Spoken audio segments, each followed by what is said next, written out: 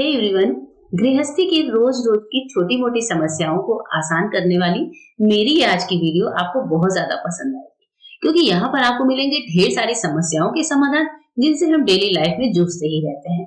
तो चलिए देर नहीं करूंगी, शुरू करूंगी। सबसे पहली टिप है नेल पेंट को लेकर। कई बार हम नेल पेंट लगाते हैं लेकिन हमें इसे निकालना पड़ता है और घर पर रिमूवर भी नहीं होता है। ऐसे टाइम पर आप इस्तेमाल कर सकते हैं परफ्यूम का। परफ्यूम को स्प्रे करने के बाद किसी टिश्यू या कपड़े से नेल पेंट को पोंछ लीजिए। फिर आप देखिए कि कितनी बढ़िया तरीके से नेल पेंट रिमूव हो जाती है ना? कमाल की टिप। नेक्स्ट टिप है पपीता काटने को लेकर। जब भी हम कोई बड़ा पपीता मार्केट से लेकर आते हैं तो हम मोस्टली यही करते हैं कि हम इसको चाकू से छीलना शुरू करते हैं। चाकू से छीलने में एक तो इसके छिलके बहुत ज्यादा मोटे मोटे निकलते हैं, तो इस तरह से क्या होता है कि फालतू जो है हमारे पपीते की वेस्टेज भी होती है। तो आप इसको छीलने के लिए पीलर का इस्तेमाल करिए। वीडियो में जैसे मैं आपको दिखा रही हूँ, इसको आराम से रख लीजिए और फिर इसको पीलर से पील करिए। पीलर से पील करने पे इसके छिलके बहुत कम उतरेंगे, साथ ही ये बहुत ही इजीली छिल भी जाता है। अब जब हमने इसको छील लिया है तो इसको काटने का भी छोटा सा उपाय आपके साथ शेयर कर रही हूँ। इसके लिए सबसे पहले जो ऊपर डंठल वाला पार्ट है उसको काट लीजिए और उसके बाद से इस तरह से गोल गोल राउंड राउंड शेप में पपीते को काट लीजिए। एक तो इससे बीज निकालना भी बहुत ज्यादा आसान हो जाता है। जब भी हम इसको लंबे में काटते हैं तो आपको भी पता है कि काफी ज्यादा प्रॉब्लम आती है इसको काटने में। तो यहाँ पर राउंड राउंड काटना है और उसके बाद से बीच वाले पार्ट से इजिली हम चाकू से ही जो अंदर का जो हिस्सा है जो कि हल्का कड़वा होता है उसको निकाल सकते हैं। वरना क्या होता है कि चाकू से मोटा मोटा इसको काटना ही पड़ता है। इसको आप इजीली चाकू से छील कर और फिर छोटे छोटे पीसेस में चॉप कर लीजिए, जैसे भी आपको इसको एंजॉय करना हो। तो ये छोटी सी टिप है पपीता काटने की, कैसी लगी जरूर बताइएगा। नेक्स्ट टिप के लिए मैंने यहाँ पर लिया है टिश्यू पेपर। टिश्यू पेपर में मैं ले रही हूँ 2 तेज पत्ते। तेज पत्तों को मैंने टुकड़े में तोड़ लिया है। उसके बाद से हमें चाहिए होगी 2 से 3 लौंग। लौंग मैंने ले लिए हैं और इसके साथ ही मैं ले रही हूँ थोड़ा सा नमक। तो तीनों चीजों को मिलाकर हम यहाँ पर टिश्यू पेपर में अच्छे से रोल कर लेते हैं। टिश्यू पेपर को इस तरीके से रैप कर लीजिए। आप चाहें तो ऊपर से किसी से रबड़ बैंड से इस तरीके से इस पे लगा दीजिए। उसके बाद से एक फोक लेना है और फोक से आपको टिश्यू पेपर में कहीं कहीं पर होल कर देने हैं, जिससे जो तेजपत्ता और लौंग है उसकी स्मेल निकलती रहे। अब इसको लेकर चलते हैं अपने चावल के ड्रम के पास। चावल के ड्रम में ये पोटली डाल दीजिए और चावल को साल भर के लिए सुरक्षित रख लीजिए। चावल में कीड़े नहीं लगते हैं, ना ही इल्ली पड़ती है, ना ही घुन वगैरह पड़ते हैं। चावल अगर घुन पड़ भी गया है तो भी आप इसको डालकर थोड़ी देर छोड़ दीजिए, सारे घुन या कीड़े निकल जाते हैं। काले चने कई बार जब हम मार्केट से मंगाते हैं और हम इसको अगर 2-3 महीने तक इस्तेमाल नहीं करते हैं तो ये बहुत ज्यादा कड़क से हो जाते हैं या फिर इनमें कीड़े लग जाते हैं। तो ऐसे टाइम पर आपको एक बहुत अच्छा सा उपाय मैं शेयर कर रही हूँ कि जब भी आप चनों को मार्केट से लाएं तो सबसे पहले इसको थाली में रखकर हल्का सा धूप दिखा दीजिए। धूप नहीं है तो भी खुली हवा में छोड़ दीजिए 1 से 2 घंटे। और उसके बाद आपको क्या करना है, लेना है सरसों का तेल और सरसों का तेल लेकर थोड़ा सा ही डालना है, 1 छोटा चम्मच, और तेल को चनों में इस तरीके से दोनों हाथों की मदद से अच्छे से मिला दीजिए। ये तेल लगे हुए जो चने होते हैं ना ही ये कड़क होंगे और ना ही इनमें घुन या फिर कीड़े वगैरह लगेंगे। आप चाहे इनको जितने भी दिन तक स्टोर करके रखिए, सरसों के तेल की गंध की वजह से इनमें कीड़े नहीं लगते। और जब आपको भिगाना है तो आप 1 से 2 पानी भिगा कर इसको इस्तेमाल कर सकते हैं। तो इस तरीके से तेल लगे हुए चनों को हम डिब्बे में स्टोर करके रख लें तो साल भर तक हमें परेशान होने की जरूरत नहीं है कि हमने चने मंगवाए थे वो खराब हो रहे हैं या फिर उनको इस्तेमाल करना है या नहीं करना है। इस तरीके से चने काफी ज्यादा दिनों तक सेफ रहते हैं। नेक्स्ट भी दालों को लेकर है। इसी तरीके से दालों के साथ एक बहुत अच्छी सी टिप शेयर कर रही हूँ कि जब भी आपको लगे कि दाल बहुत ज्यादा दिन तक आप इस्तेमाल नहीं कर रहे हैं तो देखिए मैं यहाँ पर साबुत नमक की डलियां डालकर रखती हूँ। तो ये नमक की डलियां दाल में कीड़े पड़ने से बचाती हैं, दाल को खराब होने से बचाती हैं। इस तरीके से आप भी जो है दालों में कीड़े लगने से बचा सकते हैं। ये जो नमक की डलियां होती हैं ये हमारे दाल को प्रिजर्व करते हैं। अगर आपके पास साबुत नमक की डली नहीं है तो आप इनमें तेज पत्ता या फिर सूखी लाल मिर्च इस टाइप की चीजें भी डाल सकते हैं। यहाँ पर मैं जो सबसे इफेक्टिव चीज बता रही हूँ वो है हल्दी का पाउडर। हल्दी का पाउडर डालकर हमें दाल में अच्छे से मिलाना है, जिससे एक एक दाल पर हल्दी की कोटिंग चढ़ जाए। और उसके बाद से इस दाल को आपको डिब्बे में पैक करके रख लेना है। उसके बाद भी आप देखेंगे कि महीनों दिन तक दाल खराब नहीं होती है, चाहे वो बारिश का दिन हो या फिर कोई भी महीने का दिन हो, दाल बिल्कुल भी खराब नहीं होती है। आइए बढ़ते हैं एक और यूजफुल टिप की तरफ। जो नेक्स्ट टिप है वो टिश्यू रोल को लेकर है।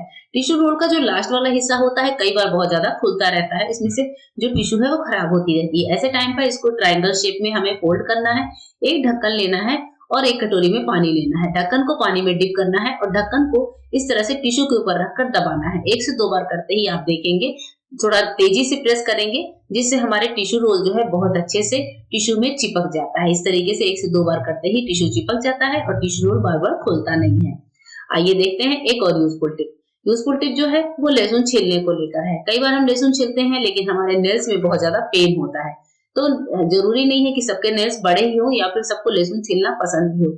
ऐसे टाइम पर हम एक छोटा सा उपाय कर सकते हैं। कोई भी पुरानी पेन की लिड ले लीजिए, यानी कि ढक्कन ले लीजिए और इस ढक्कन की मदद से लहसुन के ऊपर वाले हिस्से को जैसे ही हम हल्का सा फाड़ते हैं तो लहसुन बहुत ही आसानी से छील जाता है। देखिए कुछ इस तरीके से वीडियो में दिखा, जैसे मैं आपको दिखा रही हूँ। तो इस तरीके से जब हम लहसुन को छीलते हैं पेन के ढक्कन की मदद से तो लहसुन को छीलना आसान हो जाता है। पेन का ढक्कन प्लास्टिक का भी आप ले सकते हैं या फिर जो लोहे वाले पेन आते हैं अलग टाइप की बनावट वाले, वो भी आप लेकर लहसुन को छीलने का काम आसान बना सकते हैं।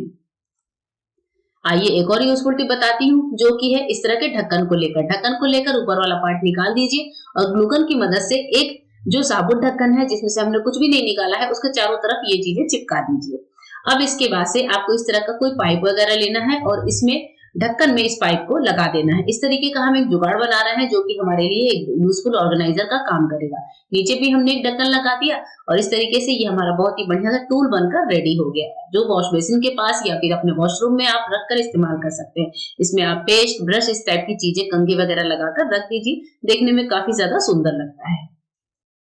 सब्जी वाले जो नेट आते हैं इस तरीके के, उनको कभी भी फेंकने की गलती बिल्कुल ही मत करिएगा दोस्तों। इसको हमें लास्ट पार्ट से कट कर लेना है और इस तरीके से इसको चौड़ा कर लेना है। चौड़ा करने के बाद इसे आप 3 या 4 तह में इस तरह से कर लीजिए जिससे ये थोड़ा सा मोटा सा हो जाए। और उसके बाद से हमें लेना है सुई धागा। सुई धागे से हम करेंगे इसकी थोड़ी थोड़ी सी सिलाई, जिससे ये बिल्कुल बराबर शेप में आ जाए। तो इस तरीके से देखिए सुई में नॉर्मल सा धागा लेकर आपको इसके चारों तरफ जैसे ही आप मोटी मोटी सिलाई करेंगे तो जो हमारा नेट है वो चारों तरफ से अच्छे से अटैच हो जाएगा और एक अच्छे से प्लेन सरफेस का रूप ले लेगा। तो कुछ इस तरीके से इसे सिलकर हमने एक छोटा सा जो स्क्रबर है बनाकर तैयार कर लिया है। अब ये स्क्रबर हमारे काम आएगा बर्तनों को वॉश करने में या फिर सिंक को साफ करने में। अगर आप किचन में यूज नहीं करना चाहते तो वॉश बेसिन को क्लीन करने में भी आप इसका इस्तेमाल कर सकते हैं। तो इस तरीके से ही हमारा फ्री का जो जुगाड़ है वो हमारे स्क्रबर के खर्चे को बचाता है और हमारा काम भी आसान बनाता है। कैसी लगी टिप कमेंट करके जरूर बताइएगा। आज की नेक्स्ट यूजफुल टिप देख लेते हैं। जब भी कभी हमारे घर में गैस खत्म होती है बहुत जल्दी तो उसके पीछे कहीं ना कहीं गैस के बर्नर्स का भी हाथ होता है। गैस के बर्नर जब ज्यादा गंदे हो जाते हैं, जम जाते हैं, तो इनको क्लीन करने का बहुत अच्छा सा उपाय बता रही हूँ। अगर आप इस तरीके से क्लीन करते हैं तो आपके गैस की भी बचत होने वाली है। तो यहाँ पर हमने बर्नर पर सबसे पहले डाला है खाने वाला सोडा। बर्नर पर सोडे को अच्छे से डालेंगे और उसके बाद से इस पर हम डालेंगे थोड़ा सा दूध, यानी कि सोडे के साथ हम यहाँ पर दूध को मिलाने वाले हैं। बर्नर में इस तरीके से ऊपर थोड़ा सा दूध डाल लीजिए, दूध आप नॉर्मल ले सकते हैं। इसके बाद से जो तीसरी चीज हम डालेंगे वो है हार्पिक। जी हाँ दोस्तों, ये वही हार्पिक है जो हम लोग टॉयलेट क्लीनिंग में इस्तेमाल करते हैं। मैं अपने किचन में हमेशा हार्पिक की एक साफ बोतल जरूर रखती हूँ और इससे मैं क्लीनिंग के बहुत सारे कामों को आसान बनाती हूँ।